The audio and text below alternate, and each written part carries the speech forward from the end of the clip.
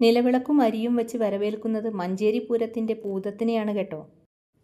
പണ്ടൊക്കെയാണെങ്കിൽ ഇടങ്ങഴിയിൽ നെല്ലും നാഴിയിൽ അരിയൊക്കെ വെച്ചിരുന്നു അത്രേ പൂതത്തിനെ വരവേൽക്കാൻ. ഇന്നാണെങ്കിൽ ഇടങ്ങഴിയും നാഴിയും നെല്ലും ഒന്നുമില്ല. എന്നാലും ഇടക്കാലത്ത് എവിടെയോ നിന്നുപോയ ഈ വീടുകൾ തോറും വരുന്ന പൂതം വരവ് തിരിച്ചു വന്നതിൽ അതിയായ സന്തോഷം തോന്നിട്ടോ.